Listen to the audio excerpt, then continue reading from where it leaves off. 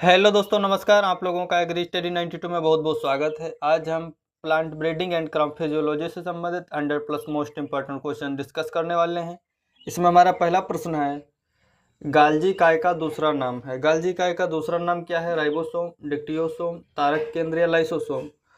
तो इसका right option हो जाएगा 93 का बी। जो गाल्जी का है इसका दूसरा नाम डिक्टियोसोम होता है। अगला प्रश्न है, होमोलोगस श्रेणी का नियम किसने दिया? होमोलोगस श्रेणी का नियम किसने दिया? बिफेन, डी बेरी, वेबिलो या डार्विन। तो इसका राइट ऑप्शन हो जाएगा ऑप्शन नंबर डी। जो होमोलोगस श्रेणी है इसका नियम वेबिलो ने दिया। ऑप्शन नंबर डी राइट है। अगला प्रश्न है, ट्रांसपोजेबल एलिमेंट किसके द्वारा खोजे गए थे? ट्रांसपोजेबल एलिमेंट किसके द्वारा खोजे गए? मेलिंगटांग, मेंडल, सल या रॉबर्ट। तो इसका राइट हो जाएगा ऑप्शन नंबर ए। जो है ट्रांसपोजेबल एलिमेंट मेलिंगटांग के द्वारा खोजे गए। अगला प्रश्न है, वोबल हाइपोथेसिस किसने दी? फ्लोर ने, बेंजन ने, क्रिक ने, वाटसन ने। तो इसका राइट ऑप्शन हो जाएगा option number B. Wobble hypothesis जो थी वो क्रिक ने दी थी। अगला प्रश्न है, जीन के लिए जीन परिकल्पना किसने दी? मेलिंगटांग, फ्लोर, डी बेरी या बिफेन। तो इसका राइट ऑप्शन हो जाएगा ऑप्शन नंबर सी। जीन के लिए जीन परिकल्पना फ्लोर ने दी। अगला प्रश्न है, प्योर लाइन वेराइटी है। प्योर लाइन जो वेराइटी होती है वो होमोजाइगस और होमोजीनियस होती है। ऑप्शन नंबर बी राइट है। Pure line variety homozygous homogeneous होती है। अगला प्रश्न है, लैंड रेसेस। लैंड रेसेस क्या है? एडवांस स्ट्रेन, संकर किस्में, देसी किस्में, सभी। तो इसका राइट ऑप्शन हो जाएगा ऑप्शन नंबर सी। जो लैंड रेसेस होते हैं वो देसी किस्में होती हैं। अगला प्रश्न है, लाइसेन किस में एक सीमित अमीनो अम्ल है? अनाज वाली फसलों में, दाल वाली में, हरी सब्जियों में। तो इसका राइट ऑप्शन हो जाएगा जो लाइसिन है वो अनाज वाली फसलों में एक सीमित अमीनो अम्ल है। अगला प्रश्न है, पूसा सुगंधा 5 किसकी वैरायटी है? चावल, गुलाब, ग्लेडियोलस, मेरीगोल्ड। तो इसका राइट ऑप्शन हो जाएगा ऑप्शन नंबर ए। जो पूसा सुगंधा 5 है ये चावल की वैरायटी है।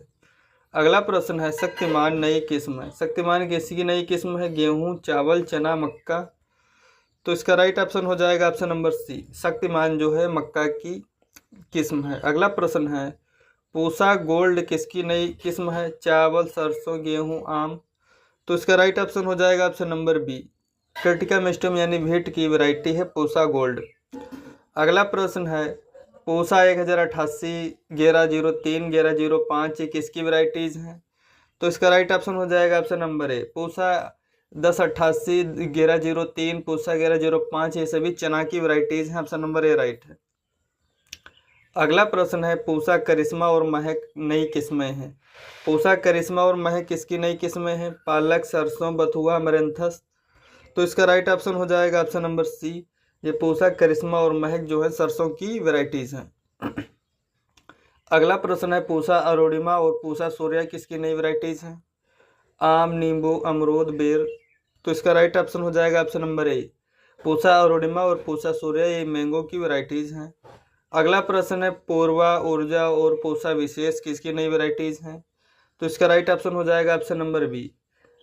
जो पूर्वा, ऊर्जा और पूसा करिश्मा है ये व्हीट की नई वैरायटीज हैं। ऑप्शन नंबर बी राइट है इसमें। अगला प्रश्न है, डीजीवूजेन किसमें बोनेपन का स्रोत है? गेहूं, मूंगफली, बाजरा, चावल। तो इसका राइट ऑप्शन हो जाएगा जो डीजीवूजेन होता है वो धान यानी चावल में जो है बोनेपन के लिए उत्तरदायी है, और व्हीट में जो बोनेपन के लिए होता है वो नोरिंटेन होता है। 112 का ऑप्शन नंबर डी राइट हो जाएगा। डीजीवूजेन जो है चावल में बोनेपन के लिए उत्तरदायी है, और नोरिंटेन जो होता है व्हीट में बोनेपन के लिए उत्तरदायी है। अगला प्रश्न है, आर्थिक उपज और बायोलॉजिकल उपज का अनुपात होता है। लीफ एरिया अनुपात, हार्वेस्ट इंडेक्स, कुल हार्वेस्ट या कुल बायोमास। तो इसका राइट ऑप्शन हो जाएगा ऑप्शन नंबर बी। आर्थिक उपज और बायोलॉजिकल उपज का अनुपात जो होता है उसे हार्वेस्ट इंडेक्स बोलते हैं। प्लांट टाइप धारणा सबसे पहले किसने प्रस्तुत की? जेनिंग, डोनाल्ड, फिनले या रामुसन। तो इसका राइट ऑप्शन हो जाएगा ऑप्शन नंबर ए। जो प्लांट टाइप अवधारणा है ये जेनिंग के द्वारा 1964 में डेवलप की गई। अगला प्रश्न है, पौधे में सूखे की परिस्थिति में किस स्तर में वृद्धि होती है? पौधे में सूखे की परिस्थिति में किसके स्तर में वृद्धि होगी? एबीए, थाइलिन, प्रोलिन या सभी। तो इसका राइट ऑप्शन हो जाएगा ऑप्शन नंबर डी। पौधे में सूखे की परिस्थिति में एबीए, थाइलिन, प्रोलिन इन सभी के स्तर में वृद्धि होती है। अगला प्रश्न है वर्टिकल और हॉरिजॉन्टल रेजिस्टेंट की धारणा किसने दी? वर्टिकल और हॉरिजॉन्टल रेजिस्टेंट की धारणा किसने दी? नेल्सन, वांडर प्लांक, रॉबिन्सन या रसेल? तो इसका राइट ऑप्शन हो जाएगा ऑप्शन नंबर बी, वर्टिकल और हॉरिजॉन्टल रेजिस्टेंट की अवधारणा वांडर प्लांक ने 1963 में दी। अगला प्रश्न है फिजियोलॉजिकल रेसेज की अवधारणा किसने दी? फिजियोलॉजिकल रेसेज की अवधारणा किसने दी? बैरस ने दी, डीबेरी, रॉबिन्सन या रसेल? तो इसका राइट ऑप्शन हो जाएगा ऑप्शन नंबर ए, फिजियोलॉजिकल रेसेज की अवधारणा जो है बैरस के द्वारा 1911 में दी गई। अगला प्रश्न है गेहूं में ए जीनोम का स्रोत है। गेहूं में ए जीनोम का स्रोत क्या है? ट्रिटिकम यूरेटस, ट्रिटिकम डिकोइडस, ट्रिटिकम ड्यूरम या ट्रिटिकम टर्जिडम? तो इसका राइट ऑप्शन हो जाएगा ऑप्शन नंबर ए, गेहूं में ए जीनोम का स्रोत ट्रिटिकम यूरेटू है। अगला प्रश्न है ब्रेसिका नाइग्रा व ब्रेसिका कंप्रेचिस ये संकर से उत्पन्न अम्पली डिप्लॉइड हैं यानी उभय द्विगुणित हैं। ब्रेसिका नाइग्रा और ब्रेसिका कंप्रेटिस से क्या डेवलप हुई थी? ब्रेसिका जिन्सेरिया। 119 का ऑप्शन नंबर सी राइट है। ब्रेसिका नाइग्रा और ब्रेसिका कंप्रेटिस के क्रॉस से ब्रेसिका जिन्सेरिया डेवलप हुई है, उभय द्विगुणित है। अगला प्रश्न है बीटीटी संबंधित है। बीटीटी संबंधित चावल से मक्का, गेहूं, जौ? तो इसका राइट ऑप्शन हो जाएगा ऑप्शन नंबर डी, जो बीटीटी है वो जौ से संबंधित है। अगला प्रश्न है त्रिगुणित सामान्यता होते हैं। त्रिगुणित सामान्यता होते हैं स्टेराइल, फर्टाइल या मेल स्टेराइल? तो इसका राइट ऑप्शन हो जाएगा ऑप्शन नंबर ए, जो त्रिगुणित होते हैं सामान्यता स्टेराइल होते हैं। अगला प्रश्न है प्रथम मानव निर्मित अनाज है। प्रथम मानव निर्मित अनाज कौन है? ट्रिटिकेल है, पोमेटो, रेफेनो, ब्रेसिका? तो इसका राइट ऑप्शन हो जाएगा जो प्रथम मानव निर्मित अनाज है वो ट्रिटिकेल है। इसका विकास रिम्पो के द्वारा किया गया था। तो इसका ऑप्शन नंबर ए राइट है। अगला है कोशिका भित्ति रहित कोशिका क्या कहलाती है? कोशिका भित्ति रहित कोशिका क्या कहलाएगी? प्रोटोप्लास्ट, क्लोरोप्लास्ट, प्रोटालिस्ट या साइब्रिड? तो इसका राइट ऑप्शन हो जाएगा ऑप्शन नंबर ए, कोशिका भित्ति रहित कोशिका को प्रोटोप्लास्ट बोलते हैं। अगला प्रश्न है एक दशा जिसमें अंतरजातीय संकरण से उत्पन्न F1 ओजस्वी एवं फर्टाइल होते हैं। एक दशा जिसमें अंतर स्पीसीज संकरण से उत्पन्न F1 ओजस्वी और फर्टाइल होते हैं, लेकिन जो F2 हैं संतति कमजोर और स्टेराइल होते हैं, इसे क्या बोलेंगे? हाइब्रिड स्टेरिलिटी, हाइब्रिड इनवाइबिलिटी या हाइब्रिड ब्रेकडाउन? तो इस परिस्थिति को क्या बोलते हैं? ऑप्शन नंबर सी राइट हो जाएगा। एक दशा जिसमें जो F1 जनरेशन होती है वो ओजस्वी और फर्टाइल होती है, लेकिन जो F2 जनरेशन है वो कमजोर और स्टेराइल होती है, इस चीज को बोलते हैं hybrid breakdown. Option number C right है। अगला प्रश्न है संकर की जीवित संतति उत्पन्न करने की अयोग्यता कहलाती है। संकर की जीवित संतति उत्पन्न करने की अयोग्यता क्या कहलाएगी? संकर बंध्यता, हाइब्रिड ब्रेकडाउन, संकर जीवन अयोग्यता या सभी? तो इसका राइट ऑप्शन हो जाएगा ऑप्शन नंबर ए, संकर की जीवित संतति उत्पन्न करने की जो अयोग्यता इनबिलिटी है वो संकर बंध्यता कहलाती है। अगला प्रश्न है संकर ओज यानी हेटेरोसिस शब्द किसके द्वारा दिया गया? डेवनपोर्ट, सल, हल या ईस्ट? तो इसका राइट ऑप्शन हो जाएगा ऑप्शन नंबर बी, जो संकर ओज शब्द है सल के द्वारा 1914 में दिया गया था। हेटेरोसिस वर्ड सल के द्वारा 1914 में दिया गया। अगला प्रश्न है अधिकतम समानता यानी हाईएस्ट यूनिफॉर्मिटी किसमें मिलती है? Double cross, multiple cross, single cross या थ्री वे क्रॉस? तो इसका राइट ऑप्शन हो जाएगा ऑप्शन नंबर सी, जो अधिकतम समानता यानी हाईएस्ट यूनिफॉर्मिटी वो सिंगल क्रॉस में मिलती है। ऑप्शन नंबर सी राइट है। अगला प्रश्न है डबल टॉप क्रॉस कहलाता है। डबल टॉप क्रॉस क्या है? A into B OPV cross. Option number A इसमें राइट है। जो डबल टॉप क्रॉस है वो A into B into OPV है। अगला प्रश्न देखेंगे संकर ओज की प्रभाविता अवधारणा सबसे पहले किसने प्रस्तुत की? डोमिनेंस हाइपोथेसिस सबसे पहले किसने प्रस्तुत की? डेवनपोर्ट, ईस्ट, हल या सल ने? तो इसका राइट ऑप्शन हो जाएगा ऑप्शन नंबर ए, जो संकर ओज की प्रभाविता अवधारणा डोमिनेंस ऑफ हाइपोथेसिस जो सबसे पहले डेवनपोर्ट ने 1908 में दी। ऑप्शन नंबर ए राइट है। अगला प्रश्न है संकर ओज यानी हेटेरोसिस को स्थिर करने के लिए कौन सी विधि काम में लेते हैं? हेटेरोसिस को स्थिर करने के लिए कौन सी मेथड काम में लेंगे? एपोमेक्सिस, पॉलीप्लॉइड, एसेक्सुअल या सभी? तो इसका राइट ऑप्शन हो जाएगा ऑप्शन नंबर डी, संकर ओज को स्थिर करने के लिए हम अनिषेक जनन, बहुगुणिता और अलैंगिक जनन का प्रयोग करते हैं। ऑप्शन नंबर डी राइट है। अगला प्रश्न है परपरागित जातियों में लगातार इनब्रीडिंग से प्राप्त सत्य प्रजनन लाइन को क्या बोलते हैं? परपरागित जातियों में लगातार इनब्रीडिंग से प्राप्त सत्य जो या ट्रू ब्रीडिंग लाइन को क्या बोलेंगे? ऑप्शन नंबर बी राइट है, इसमें इनब्रेड बोलेंगे। परपरागित जातियों में लगातार इनब्रीडिंग से प्राप्त सत्य प्रजनन लाइन को इनब्रेड बोलते हैं। ऑप्शन नंबर बी राइट है। अगला प्रश्न है, अलैंगिक जनन से उत्पन्न एक पौधे की संतति कहलाती है? अलैंगिक जनन से उत्पन्न एक पौधे की संतति क्या कहलाएगी? पोल लाइन, क्लोन या इनब्रेड या स्ट्रेन? तो इसका राइट ऑप्शन हो जाएगा ऑप्शन नंबर सी। जो अलैंगिक जनन से उत्पन्न एक पौधे की संतति होती है वो क्लोन कहलाती है। ऑप्शन नंबर इसमें सी राइट है। अगला प्रश्न है, एक समयुग्मज यानी सिंगल होमोजाइगस स्वपरागित पौधे की संतति कहलाती है?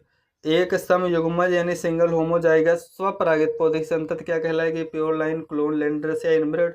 तो इसका राइट ऑप्शन हो जाएगा option number A. Single homozygous स्वपरागित पौधे की संगत जो होती है वो प्योर लाइन कहलाती है।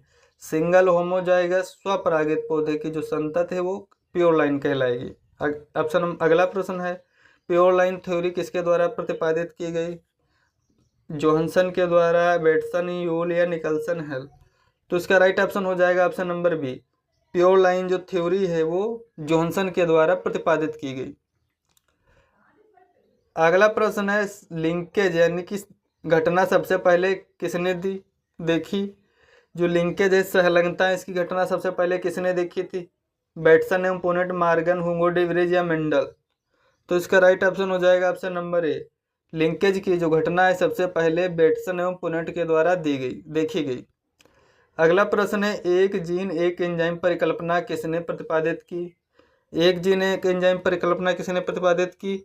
लीडरबर्ग, टेटम, यूलर एवं स्टाडलर, वाटसन एवं क्रिक या बीटल एवं टेटम? तो इसका राइट ऑप्शन हो जाएगा ऑप्शन नंबर डी। एक जीन एक एंजाइम परिकल्पना जो है बीटल एवं टेटम के द्वारा दी गई। अगला प्रश्न है, जीन नियमन की ओपेरान अवधारणा किसने दी? जीन नियमन की ओपेरान धारणा किसने दी? बीटल एवं टेटम, जैकब एवं मोनार्ड, वाटसन एवं क्रिक? इनमें से कोई नहीं। तो इसका राइट ऑप्शन हो जाएगा ऑप्शन नंबर बी। जीन नियमन की जो ओपेरान धारणा है वो जैकब एवं मोनार्ड के द्वारा दी गई। अगला प्रश्न, डॉक्टर हरगोविंद खुराना को 1968 में किस कार्य के लिए नोबेल पुरस्कार प्रदान किया गया? डॉक्टर हरगोविंद खुराना को 1968 में किस कार्य के लिए नोबेल प्राइज मिला? उत्परिवर्तन, आरएनए संश्लेषण, आनुवंशिक कोड एवं डीएनए का पात्रा संश्लेषण या प्रोटीन संश्लेषण? तो इसका राइट ऑप्शन हो जाएगा option number C. Doctor Hargobind Khorana को 1968 में आनुवंशिक कोड एवं डीएनए का पात्रा संश्लेषण के लिए नोबेल प्राइज दिया गया। अगला प्रश्न है, निम्न में से कौन सा सेट कोशिका में सही क्रम को दर्शाता है? कौन सा सेट है कोशिका में सही क्रम को दर्शाएगा? तो इसका ऑप्शन नंबर ए ही राइट है। अनुलेखन, अनुवादन, प्रोटीन संश्लेषण। अनुलेखन, अनुवादन और प्रोटीन संश्लेषण ये है सही क्रम को दर्शाता है। अगला प्रश्न है, गैमेटिक क्रोमोसोम वाला पौधा क्या कहलाता है? गैमेटिक क्रोमोसोम वाला पौधा क्या कहलाएगा? ऑप्शन नंबर ए अगुणित, एक गुणित, द्विगुणित या बहुगुणित? तो इसका राइट ऑप्शन हो जाएगा ऑप्शन नंबर ए। जो युग्मक गुणसूत्र यानी गैमेटिक क्रोमोसोम वाला पौधा होता है वो अगुणित होता है। 2n+-1 गुणसूत्रों वाला पौधा क्या कहलाएगा? 2n+-1 गुणसूत्रों वाला पौधा अगुणित, असुगुणित या विषम गुणित? तो इसका राइट ऑप्शन हो जाएगा ऑप्शन नंबर बी। 2n+-1 गुणसूत्रों वाला पौधा असुगुणित होता है और जो है गैमेटिक क्रोमोसोम वाला पौधा अगुणित होता है। अगला प्रश्न है, बंद पुष्प में परागण एवं निषेचन की क्रिया क्या कहलाएगी? बंद पुष्प में परागण एवं निषेचन की क्रिया क्या कहलाएगी? क्लिस्टोगेमी, होमोगेमी, केस्मोगेमी या डाइकोगेमी? तो इसका राइट ऑप्शन हो जाएगा ऑप्शन नंबर ए। बंद पुष्प में परागण एवं निषेचन की क्रिया जो है क्लिस्टोगेमी कहलाती है। अगला प्रश्न है, एक स्थिति जिसमें एक जीन से दूसरे जीन के प्रभाव को छिपा देते हैं जब वे दोनों एक ही गुणसूत्र पर स्थित होते हैं, तो इसे क्या बोलेंगे? प्रभाविता, एपिस्टेटिस, दोनों या कोई नहीं? तो इसका राइट ऑप्शन हो जाएगा ऑप्शन नंबर बी। एपिस्टेटिस वह स्थिति है जिसमें एक जीन दूसरे जीन के प्रभाव को छिपा देता है जब वो दोनों एक ही क्रोमोसोम पर स्थित होते हैं। अगला प्रश्न, 2n-1-1 2n-1-1 गुणसूत्र संगठन वाला व्यक्ति कहलाता है? मोनोसोमिक होता है, डायसोमिक, डबल मोनोसोमिक या डबल ट्राइसोमिक? तो इसका राइट ऑप्शन हो जाएगा डबल मोनोसोमिक। 2n-1-1 क्रोमोसोम संगठन वाला व्यक्ति डबल मोनोसोमिक कहलाता है। अगला प्रश्न है स्वपरागण यानी सेल्फिंग से संबंधित कौन सा कथन सही है? तो इसका राइट ऑप्शन हो जाएगा ऑप्शन नंबर सी। सेल्फिंग से संबंधित कौन सा कथन सही है? सी। या विषम युग्मता को घटाएगा। सेल्फिंग विषम युग्मता को कम करता है, घटाता है। अगला प्रश्न है टेंटिकल है। टेंटिकल क्या अंतर जाति है, अंतरा जाति है, इंटरजेनरिक है, इंट्राजेनरिक है?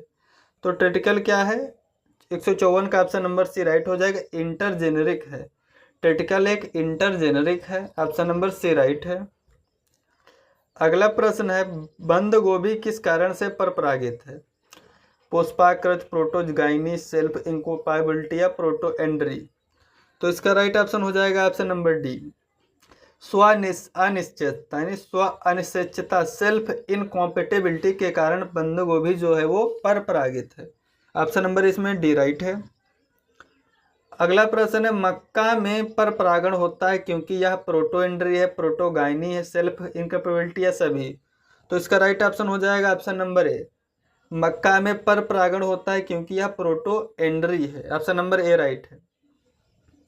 बल्क पॉपुलेशन ब्रीडिंग किनके लिए उपयोगी है? बल्क पॉपुलेशन ब्रीडिंग किसके लिए उपयोगी है?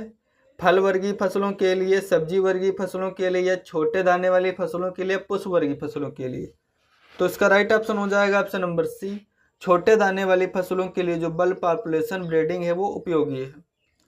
अगला प्रश्न है मक्का की एक सिंथेटिक वैरायटी जो 10 लाइनों को मिलाकर बनाई गई कि F2 पीढ़ी में प्रबलता कितनी कमी होगी? मक्का की एक सिंथेटिक वैरायटी जो 10 लाइनों को मिलाकर बनाई गई है कि F2 पीढ़ी में प्रबलता में कितनी कमी होगी? तो 1/10, 159 का ऑप्शन नंबर डी राइट है। अगला प्रश्न है अनिषेक जनन यानी एपोमिक्सिस में संतति किसके निकटतम होती है? एपोमिक्सिस में संतति किसके निकटतम होगी? नर जनक, मादा जनक, दोनों, या इनमें से कोई नहीं? तो इसका राइट ऑप्शन हो जाएगा 168 का ऑप्शन नंबर बी, जो अनिषेक जनन यानी एपोमिक्सिस में संतति है वो मादा जनक के निकटतम होती है। अगला प्रश्न है F1 संकर की औसत वाणिज्यिक किस्म के ऊपर श्रेष्ठता क्या कहलाएगी? F1 संकर की औसत वाणिज्यिक किस्म के ऊपर श्रेष्ठता क्या कहलाएगी? हेट्रोबिलिटी, लेक्सेंस, आर्थिक संकरोज या रिलेटिव संकरोज?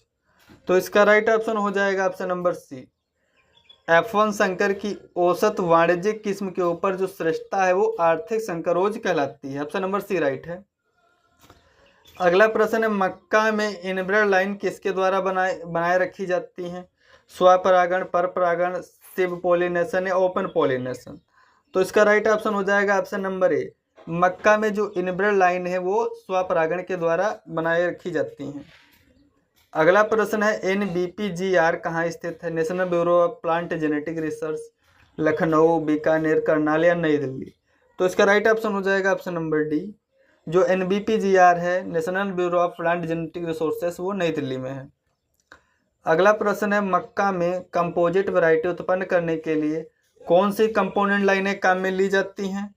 इनब्रेड लाइनें, सिंगल क्रॉसेज, टॉप क्रॉसेज या ओपन पॉलिनेटेड वैरायटी? तो इसका राइट ऑप्शन हो जाएगा ऑप्शन नंबर डी, मक्का में कंपोजिट वैरायटी उत्पन्न करने के लिए ओपन पॉलिनेटेड वैरायटी काम में ली जाती हैं।